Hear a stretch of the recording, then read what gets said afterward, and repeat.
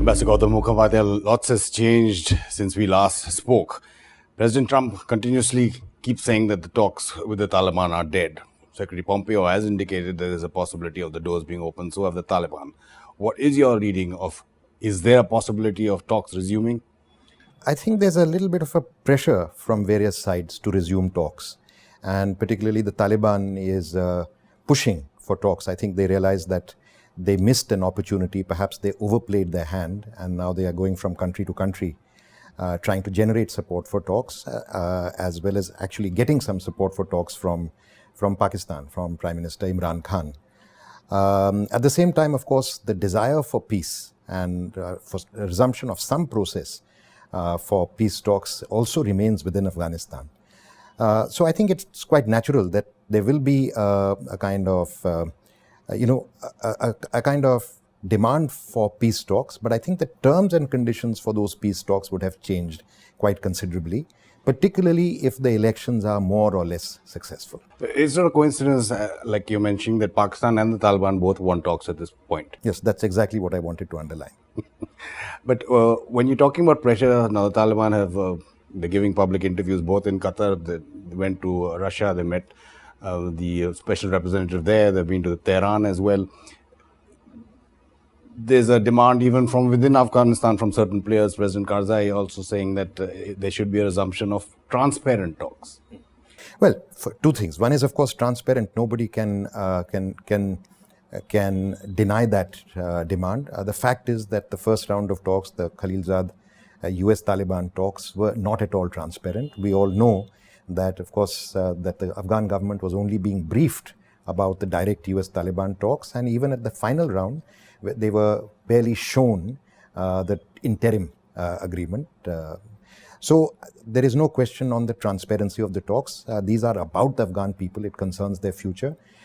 Not only should they be transparent, I mean, the Afghan people have a say in it, and they have a right to know what is in that agreement and to debate and decide on it. So I think this is one part. The second part in which the whole situation would have changed is presumably elections will be held. We can't yet say right now exactly how successful it will be or what will be the outcome. But there does seem to be a desire. The sort of surveys give very different statistics, so it's difficult to comment. But there does seem to be a desire to vote even as an act of defiance against a process that completely left them out.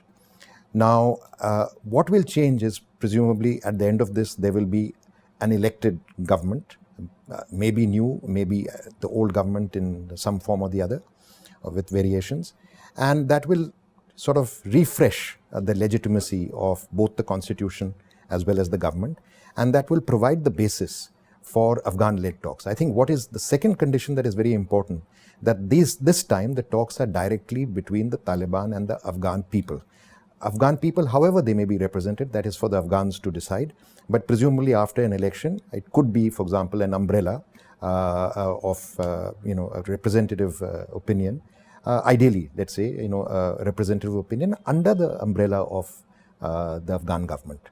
Why are you so insistent that the election process should continue? When you talk about area or territory that the Taliban either controls or contests, if it's 50% or nearabouts that, how can there be free and fair voting? Firstly, security I think, situation, yes. The fraud that we have seen in the past right. from different sides. Right. All those concerns are there, but I don't think we have ever used that as an argument to nullify or not hold elections anywhere. I think these are defects that we have to live with and actually try to correct in the process, institutionally correct. I mean, if the international community has such a lot of influence that it can decide on intra-Afghan talks without the Afghan government, surely it should have some process to ensure that the process of elections is also free. Now, it will also be a test to see exactly how much the Taliban actually control, because so far we are going by by kind of assessments made by essentially outsiders. And let me put it like this, that if areas are outside the control of the government and let's say they cannot hold elections, wherever they do hold elections could also be taken or might also be taken as a barometer of support for a kind of, let's say, a republic as opposed to an emirates. And I think in many ways this will be a referendum on that. And so even if it's not held, I think people will draw the conclusion that if it could have been held, results would have been somewhat similar. And how do you read the U.S. State Department statement on the election process, which now they say all sides should ensure that there is free and fair election. They call on the Taliban not to disrupt that process. When those talks were going on, there was absolutely no mention of that at all. Right. I think there are two things. I think a lot of those statements were fairly motherhood. I think they're trying to make the best of a new situation. Incidentally, they never completely excluded the possibility of elections. They, in a way, but I think clearly by scheduling intra-Afghan talks 5 days before the elections, their intention was to make the election irrelevant, so that people would actually doubt whether there is any purpose served by going and voting and risking their lives. Now it's different, because I think now it's a bit of a referendum on the, and why this is important is, look, this government has already overstayed or outlived its constitutional term. And you cannot have a constitutionally disputed government. And worse still, if you actually were to delay it indefinitely or not hold it or introduce any other mechanism, then you run the risk of going down a very slippery slope towards a constitutional vacuum. Looking at the past, isn't that slippery slope still possible in terms of how long this process will draw out? Is there going to be a second round? Is there going to be disputes? Correct. All that possibility is there, but at least there is let's say a speed breaker or a brake on it. And of course, this is a time to actually take stock and reset. And I think the first sort of reset is that there should be no third-party talks. It should be bilateral talks between the Taliban and the Afghan government, or at least a representative Afghan delegation that the Afghan government is very much part of. Because it's not just about representativeness, it's also a question of authority.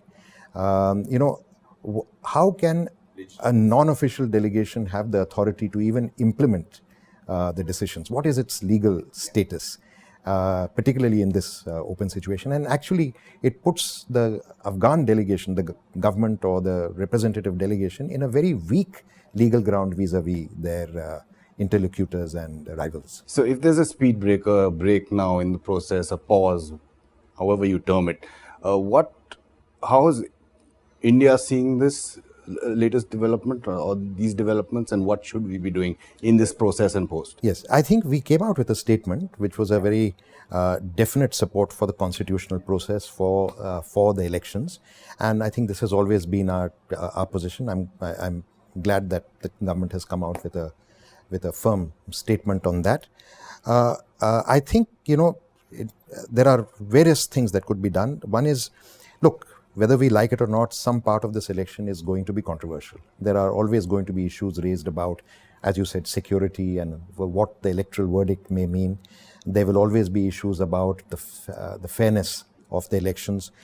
I think it's in the interest of both the government as well as the international community to have at least a passably fair election. So this is one. The second is what the government should do after that.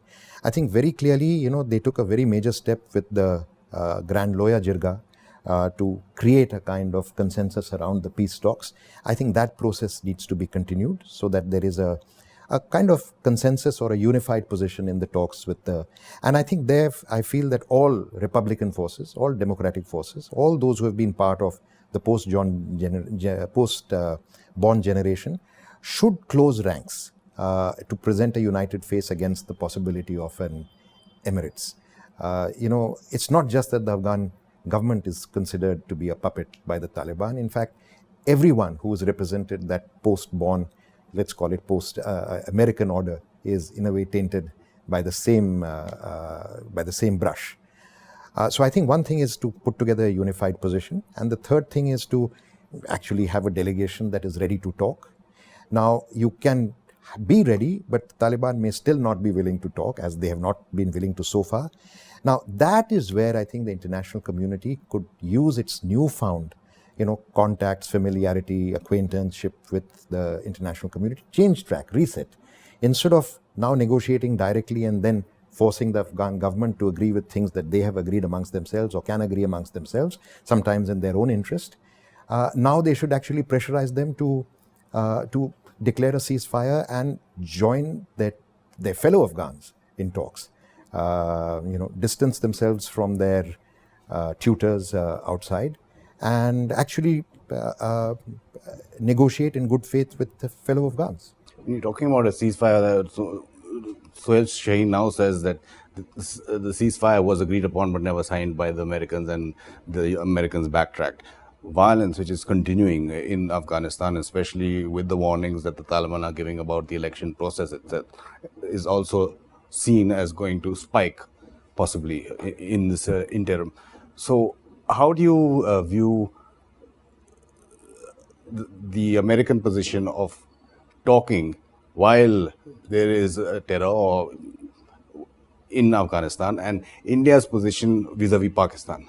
Okay, I think that's a bit of a long stretch. But even on the violence, I think what was being negotiated, what seems to have been negotiated, I mean, of course, there have been reports, these need to be confirmed, is that, what the Taliban were promising were that violence against foreign troops would be stopped, and that too in a very limited area. I'm not aware, and they've certainly not come out with a very clear statement that they would stop violence against fellow Afghans. So I think that's a very major difference. And to that extent, people have said that this was really more a safe passage agreement. Maybe that is a little bit of an exaggeration. As far as talks while terror, I think that's concerned, I think, as you said, operations were going on from both sides. So it's not that one side was, but I think the nature and the level of violence were very different. Firstly, I think government operations were targeted against militants or terrorists. They may have had collateral damage. Whereas in the case of the Taliban, in many cases, as we know, so many instances where schools, school children, hospitals were also struck, including one, affected even today, that in many cases, and weddings, in many cases, the targets were actually civilians. And in some cases, you could say that they were collateral damage, but the collateral damage was very severely heavy. So I don't think there is a kind of symmetry or a equivalence between the two. And secondly, I think this generally holds true. I mean, particularly to those who advocate talking with the Taliban, that our position with Pakistan has always been no talks while terror. And how can you have a different standard with your friends, the fellow Afghans, and actually counsel them talk while terror goes on? And so I think that's very much. One of the conditions for the talks with the Taliban should be that the Taliban and pressure should be maintained on them. And I have talked otherwise in the past about how pressure can be maintained, both military as well as through Pakistan, that they come to the negotiating table and talk to other Afghans directly instead of the Americans. But their point is, the Taliban's point is, what do we negotiate with this intra-Afghan group? This is one of the cards that we have, the ceasefire, that is, for those talks. Otherwise, that becomes then a justification for terrorism. Where have we ever accepted terrorism as a tool of politics or of foreign policy? So, Ambassador, in the end, do you think India is vindicated by its stand in terms of waiting to see how this process was panning out? Absolutely. I don't know if that was the intention, but my reading of it is that we were never really convinced about this process. We probably thought that it would meet its own sort of end because of its own contradictions. And I think that has happened. To that extent, we have been vindicated. But the fact that Ambassador Khalilzad has not lost his job and a new NSA has been named, Ambassador Khalilzad was subpoenaed, but that was withdrawn. He is going to have a confidential briefing in the House. That itself indicates that the door is being kept open by the Americans?